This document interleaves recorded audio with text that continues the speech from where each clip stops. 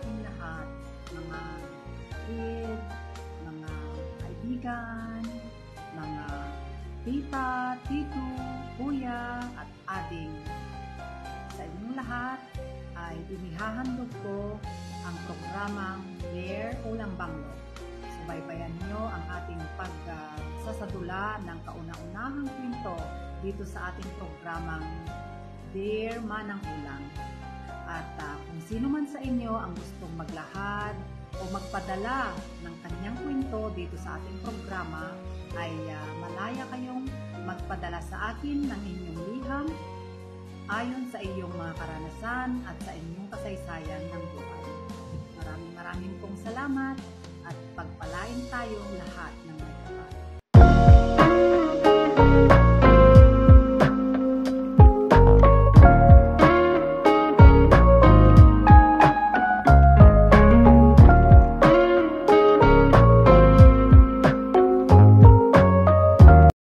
Dear Manang Ulang, ako proseso sa Portuguese, tuwang Caloocan City, lumaki sa San Fernando, Camarines Sur. Lumaki akong walang nanay at tatay, tanging lola at mga pinsan ko lang ang nagpalaki at nagparal sa akin hanggang first year high school. Kasi yung first year high school, hindi ko natapos dahil naglayas ako sa amin dahil sobrang higpit nila. Kaya naisipan kong maglayas o magrebelde. Kasama ko yung klase ko. Pinahanap nila ako pero nagtatago ako kung saan-saan para lang hindi ako makabalik sa amin. So, ayun. Siyempre, natigil ako sa pag-aaral. Tumayo ako sa sarili kong mapa para mabuhay. Nagtrabaho ako kung saan-saan. Nagkasambahay. Nagtrabaho sa market. Pinangkargador ng mga paninda, nag-cashier, nag-waitress. Yun.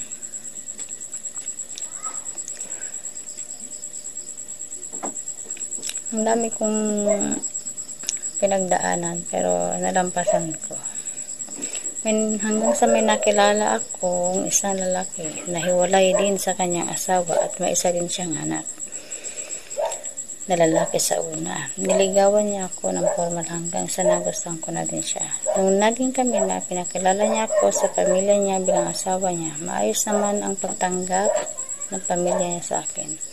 Doon kami sa bahay ng magulang niya nakitira hanggang sa nagbuntis ako sa panganay naming dalawa. Sobrang saya namin at ang pamilya niya. Kalaunan ay nagpasya kaming magbukod para sa binubuo naming pamilya.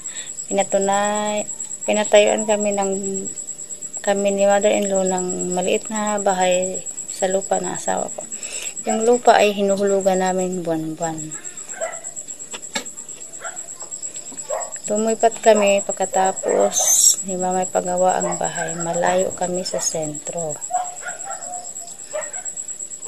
Bukid na ang lugar namin. February 11, manganganak na ako sa panganay naming lalaki. Convo namin. 12:05 a.m. February 11. Ako, pa yung ihi ko, dinanayin to. Habi ko. Bakit baka manganganak ka na? Sabi ko naman, di ko alam. Sabi niya naman, tawagan ko lang sila mama. Tinawagan niya parents niya para magpa-convoy kami papunta ng Laing-in. So, ayun. Pupunta kami ng sentro. Dumaan muna kami sa bahay ng parents niya para kunin yung mga gamit ng baby namin. After namin makuha, pumunta na kami ng Laing-in. Nasa likod namin sila papa. Kami ni Habi nakamotor habang nagle-labor ako. Pagdating namin ng Laing-in, hiningi ng midwife yung mga papers katulad ng sa ultrasound lab test, tapos yung sa prenatal test, prenatal check-up. Yun. Habang nag-labor ako, naligo muna ako sa Laing-in. After ko maligo, doon na nagsunod-sunod yung sakit na di ko malaman kung saan nang gagaling. Kung sa puson ba, sa balakang, hindi ko alam kung anong posisyon gagawin ko. 4 a.m. na, 4 a.m. lalabas na yung bata. sinapupunan ko, pero di siya makadiretso. Sa kadahilan ng nakapulupot yung umbilical cord niya sa leeg, kaya inagapan ito ng midwife. Nung makalabas na ang baby namin, nung makalabas na siya sa napupunan ko, di siya umiiyak, di rin siya humihinga, walang response. Mangiyak-ngiyak na kami ni Habi habang nagdadasal dahil akala namin di mabubuhay ang baby namin. 22 minutes bago na-revive yung baby namin. Sa awa ng Diyos, dininig niya ang panalangin namin. Nung okay na si baby, nilagay siya saglit sa dibdib ko, pero di rin nagtagal, kinuha uli ng midwife para dalhin sa hospital para antibiotic for 10 days. Ito na, after 10 days, nakauwi na kami ng bahay. Balik trabaho si Habi, habang ako naman ay nasa bahay lang, bantay sa baby namin. Kasi bago siya umalis, naka-ready na ang lahat. May sinaing na, nakapaglaban na, gano'n. Nung mag-isang taon gulang na ang anak namin, isang hapon, bumili ako sa tindahan ng pangsangkap sa lulutuin kong hapunan sa ulam. May lumapit sa akin isang lalaki. Sabi niya sa akin, "Susa, tapos ka ba ng pag-aaral?" Sabi ko, "Hindi po." "Bakit po?" Nagpakilala siya sa akin na isa siyang teacher sa Alternative Learning System, DepEds, ALS. Nagtanong siya sa akin kung gusto ko daw mag-aral ulit. Modular naman daw kahit nasa bahay lang kasi kasagsagan pa na ng pandemya. Sabi ko naman, naku, ayoko na po, nakakahiya, may mga anak na ako. At saka, wala na sa edad ko para mag-aral pa. Sabi niya sa akin, ang pag-aaral ay walang pinipili, may anak ka man o wala, bata o matanda. Nagtanong ako sa kanya kung anong requirements. So, sinabi niya na sa akin paano yung requirements. Sabi ko sa kanya, tatanungin ko muna yung asawa ko kung papayag. Sabi niya, sige, kung gusto mo mag-try ulit mag-aral. Pumayag naman yung asawa ko.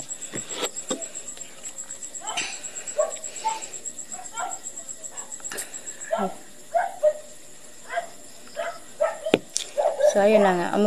Umuwi na ako sa bahay. Sabi ko sa hubby ko, pinalok ako ni Sir Toto mag-modular sa ALS. Parang gusto ko mag-aral ulit. Para kung sakaling mag-aral man ang anak natin, matuturoan ko ng maayos. Sabi naman ng asawa ko, sige, good yan, supportan kita, importante yan. So, ayun na nga, pumunta na ako kay Sir, nagpasa ako ng requirements para makapagsimula na ako nung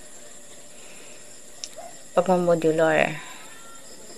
Nung nagsisimula na ako, doon ko naramdaman yung saya at excitement. Makalipas ang 2 buwan ng pag-aaral, sa di inaasahan na naman, di ako dinatna ng monthly period ko. Sabi ko, asawa ko, "Papa, di pa ako dinadatnan." "Paano yan? Baka di pwede ang buntis sa ALS." Tinanong ko si Sir, "Sir, okay lang bang magpatuloy pa rin ako sa pag-aaral kahit buntis ako?" Sabi niya, "Okay naman. Wala naman kaso yun."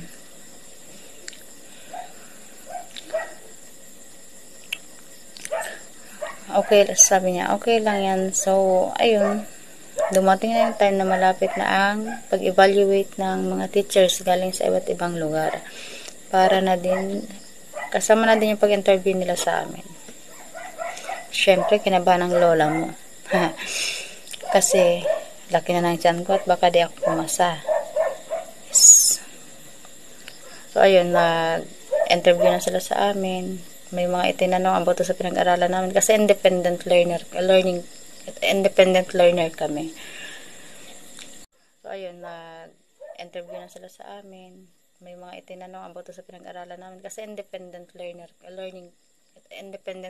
kami. Kumbaga walang nagtuturo sa amin. Ganun.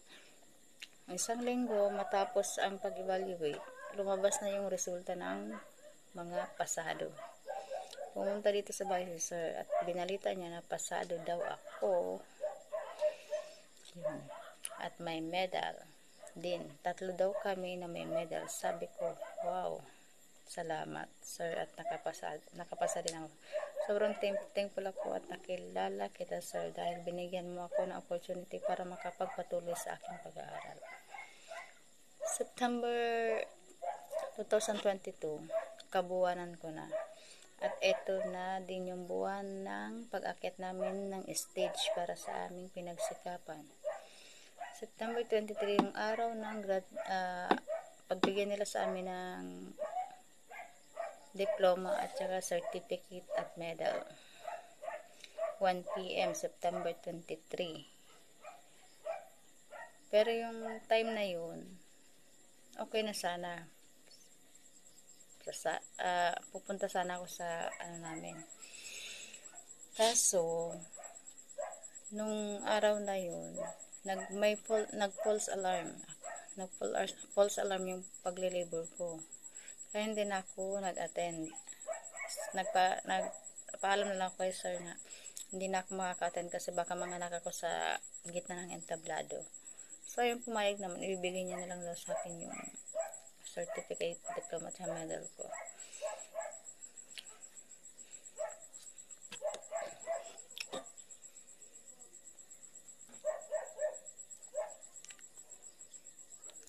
Tapos sabi niya, congrats sa bagong baby niyo, congrats din at natapos mo na yung yung pag mo sa alas, yung ganun.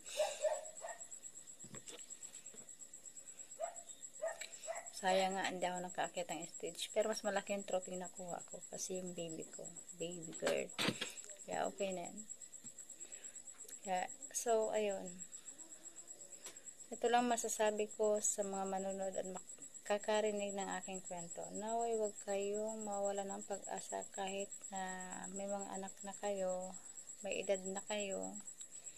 Kung gusto nyo mag-aral, magagawa nyo yan ng paraan. Pag gusto nyo, makukuha nyo. Pag may opportunity dumating sa inyo, i-grab nyo na. Kasi sayang din naman kung kaya din. Kung kaya din lang naman, i-grab nyo na. Sabi nga nila, madapa ka man ng ilang beses, kahit walang tumulong sa'yo, pag gusto mong bumangon, babangon ka.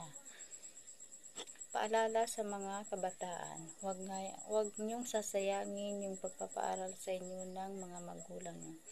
Dahil baka matulad kayo sa akin na nag-aral kung kailan may edad at pamilya na.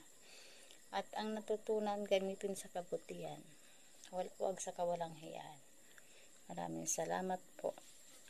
Ang inyong lingkod, Jesus. Salamat po, Manang Olang.